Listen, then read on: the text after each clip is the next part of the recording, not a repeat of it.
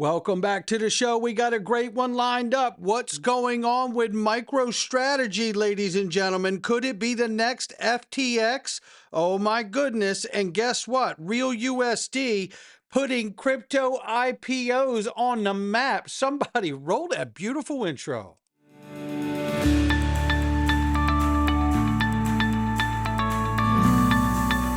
Digital Perspectives with Brad Kimes. Come on in.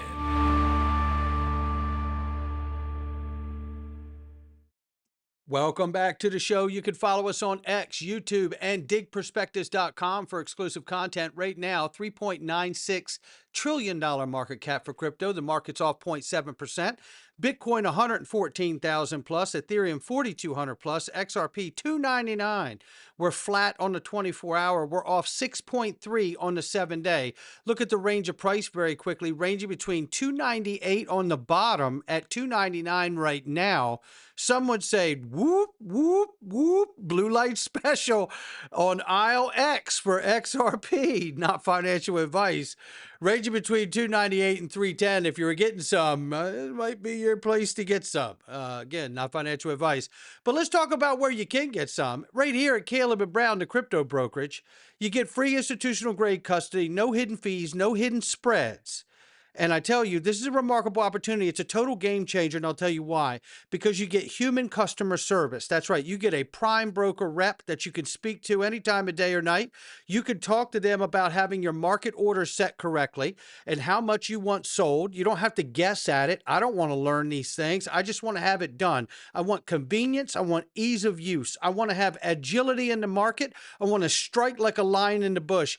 But you know what? I want to set all of that up for myself so I can just go back to being with my family and hanging out. I don't want to be stuck in front of screens trying to guess the bottom and guess the top because no one can, right? So this really takes a lot of that pressure off of me, and I know it will for you too. At the same time, multiple levels of security, and to add to all of that, you can also add special restrictions on your account as well to add extra layers of security on top of what the multiple layers of security they're already providing. This is a great way to help protect yourself. I always, since day one in crypto, have kept my assets in more than one location, and this is one of those trusted places. Go to xrpwealth589.com, hit the link underneath the video, and get started today. Let's start right here, ladies and gentlemen. Let's take a look at it right here. Forbes list of alleged SEC securities. And guess what? It doesn't show XRP on it. What a difference a court case makes, ladies and gentlemen. Look at this. BNB, Solana, Cardano, Tron, Toncoin, and the rest of them. Algorand, Filecoin. Oh my goodness. Look, no one needs to remind us of what we've been through, right? We've been through it. But I want to say this. Progress, XRP in and of itself is not a security. That's why we're not on that list. We went through the court and legal gauntlet, right? The Ripple gauntlet. Now let's get the clarity needed for the rest of crypto too. Now this is where you don't hear Bitcoin maxis say this. This is what XRP holders really feel like. So shout out to the XRP family. We're inclusive. Let's get clarity needed for the rest of the crypto space too. You know why? Because for 5 years, we know exactly what these people on this list feel like. All we have ever wanted was a level playing field and let the free markets do the rest. That's who we really are as an XRP family, right? Yeah. I can't stay silent while Michael Saylor does this. Uh-oh, Nick O'Neill is at it again. I just want you to hear part of this. Guys, I said I would not comment anymore about MicroStrategy, but then Michael Saylor comes out and tweets this.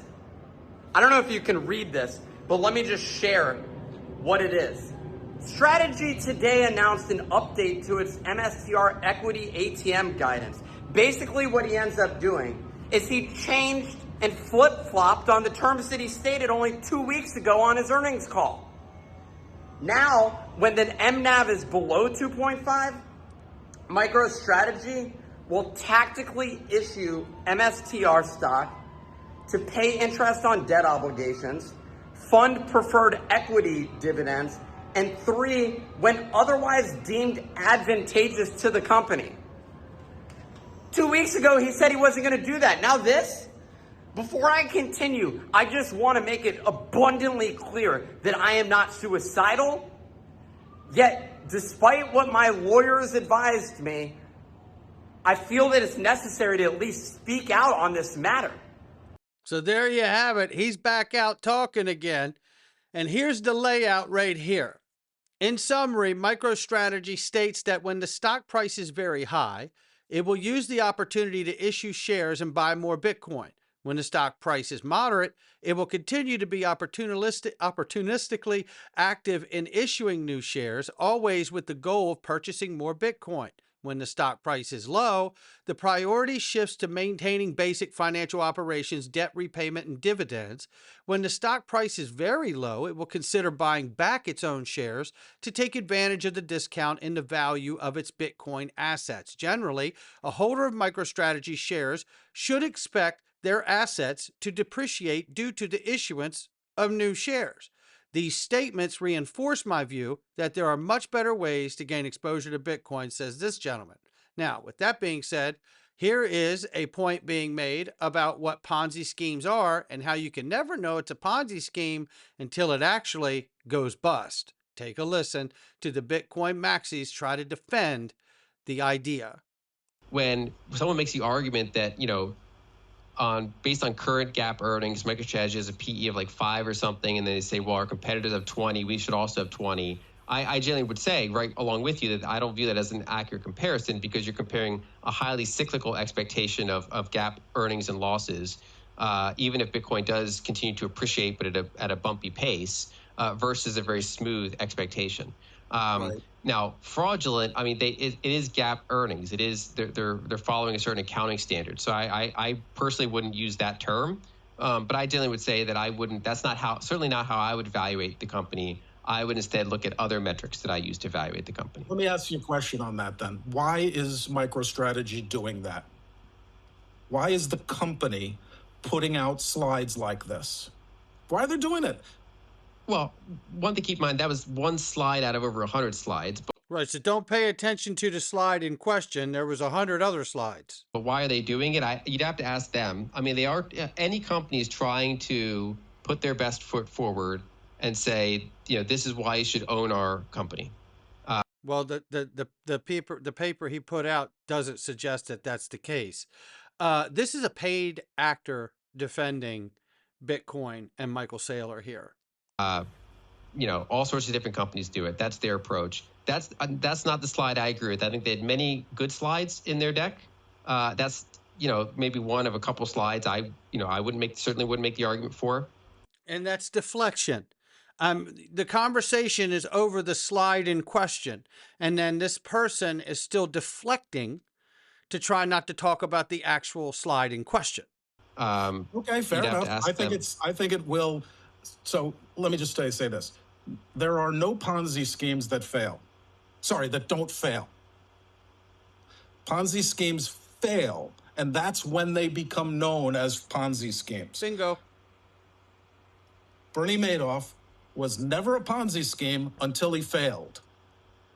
And so it's possible that Bitcoin rallies forever. It's possible that there's never a down case and they continue to create recurring earnings. And in that case, MicroStrategy will never be declared a Ponzi scheme. Well, there certainly will be down periods in Bitcoin. So now the gentleman with the beard just made this person admit that there's volatility and down periods in Bitcoin cycle, which we all obviously know. And I think he was pointing that out as a sarcastic, indirect way of saying and making this person admit that. Bitcoin. I think even Bitcoin bulls, any rational one would say my point is that as long as and this is why the adjacent part is the key bit. Here we go. Bitcoin Master will never be a Ponzi scheme as long as the ETF continues to appreciate. The Bitcoin underlying asset continues to appreciate, whether it's bouncy or not, sort of irrelevant. It'll be a Ponzi scheme when they no longer have access to financial markets to compensate their preferred shareholders, their coupon shareholders, and they must sell Bitcoin to do that. That will take the MNAV to negative.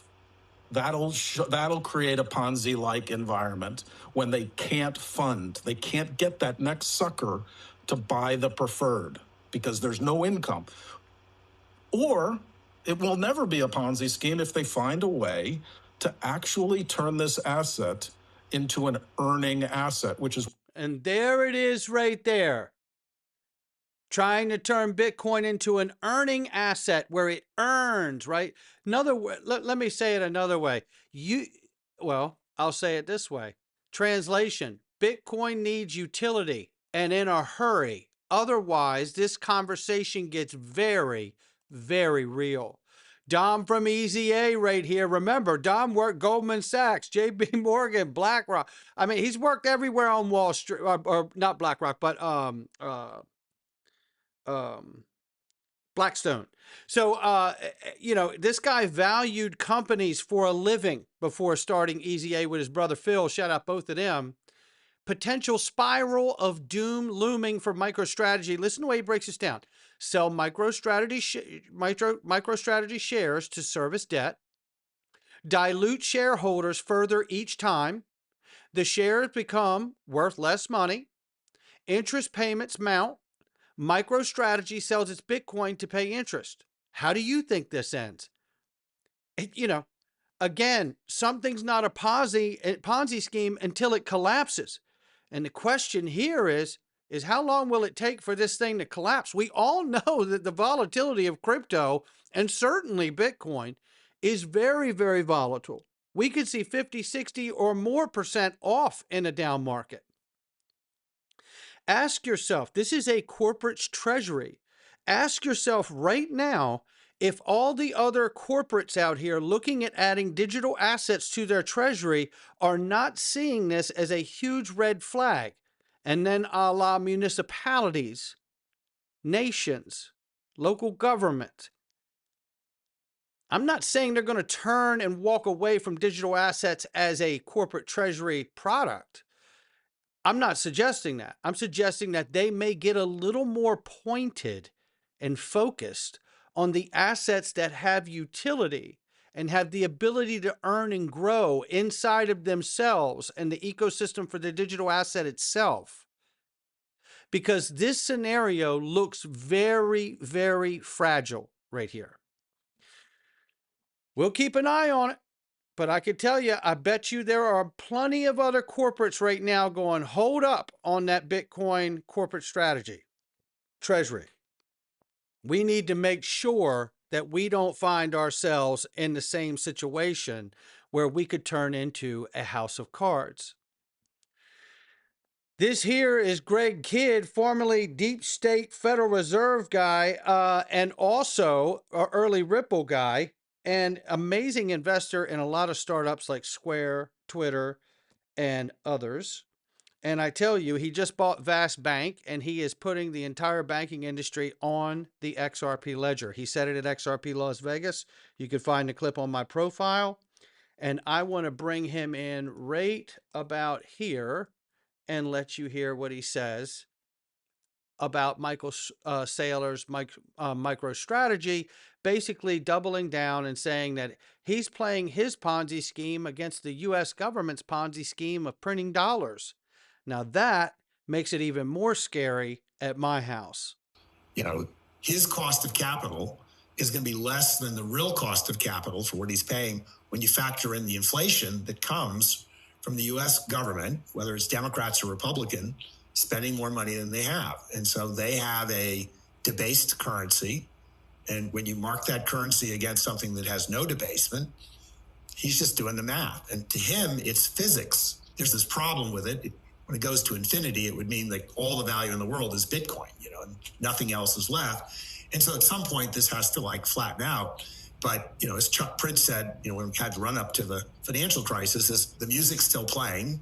So everybody's dancing. And what Michael Saylor's saying, he doesn't see the end of the song anytime soon. And as long as the music's playing, he's going to keep dancing. That is just super, super risky at my house. I have some Bitcoin in my portfolio. So, But what's more concerning here is MicroStrategy than Bitcoin itself. Bitcoin's on its cycle. It's got its demand. The question now is will we see strategic reserves? Will we see the corporate treasuries continue? Is this going to throw up a red flag and halt everybody in motion when it comes to putting digital assets in some kind of a treasury or strategic reserve? And if they do, are they going to get a little more pointed and focused about exactly what those assets would be and why?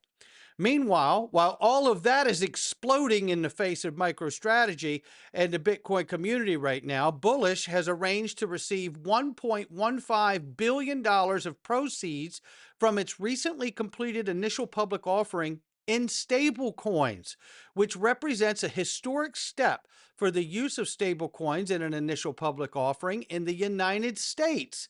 And what's really cool about this is when you get into this, you see proceeds from the IPO, the majority of which were settled in USDC, along with the portion that were settled in EURC, are being custodied exclusively by Coinbase. But look at them, USDCV and Euro convertible CV issued by Societe Generale, which is on the XRP ledger as well, by the way. Global Dollar, USDG by Paxos, PayPal's stablecoin, the real USD issued on the XRP ledger, and USD1 from Trump Family World Liberty Financial, Agora Dollar, and the All Unity Euro stablecoin as well. That's what's happening here. So this is pretty darn remarkable. Congrats to Bullish, says Ripple, on a successful IPO. A portion of the IPO proceeds were settled in real USD minted on the XRP ledger. This is the first public listing to bring the settlement process on chain and sets a precedent for how stablecoins can shape future listings. This is so exciting. I don't even know what to say, because this is real world application of these digital assets in use in traditional finance for an IPO. I couldn't be more excited. I really couldn't be more excited. Bank XRP says, I'm bullish. XRP ledger is built for real settlement between real businesses. And congratulations, Bullish. I think he's excited too. Shout out to Bank. And then this, another IPO assist, Ripple comes in another way. And this is Gemini. Major exchange is drawing on funding from Ripple in preparation for its upcoming initial public offering. And you can see that right here. And then in turn, we find out that Ripple Labs is opened up a line of credit agreements and permits for them, and with no less than $5 million in each from time to time they pull it, and the amount of committing up to amount of $75 million for the initial commitment, which can be increased or decreased from time to time, subject to attainment of certain agreed upon metrics. And then also they can exceed the amount and go to $150 million. As far as this commitment has been carved out to. So this is absolutely remarkable here, ladies and gentlemen. I couldn't be more excited. Ripple in the game here, and it's USD denominated Ripple stablecoin, RLUSD, involved in supporting 2 crypto IPOs in 2 different ways. I absolutely just love this, love this, love this. This is super exciting. This is exactly what I want to see. RLUSD and XRP, obviously in the future, will be used inside the financial system for real world use. That's what we're looking for, and that's what we just saw and reported on. Take a listen to this quick breakdown on the matter. Crypto platform Gemini entered a credit agreement with Ripple Labs. A Friday SEC filing reveals Gemini can initially borrow up to $75 million with the option to decrease or increase the amount to up to $150 million. Requests made beyond that cap may be made with Ripple's stablecoin. The credit line will bear an interest rate of up to 8.5%. Now, this comes after Gemini, founded by the Winklevoss twins, confidentially filed for an IPO back in June. There you have it right there. And, you know, we know that we're getting mobilized on all divisions for the U.S. to become the crypto capital of the world. And guess what else? Guess what else? Let me get it here. Here a few weeks ago with a big announcement at the White House by the president himself, and as he signed it. So that I thought was a very good step forward. And now there are other bills in Congress that are being considered. And when they return from their recess, I look forward to much more forward progress.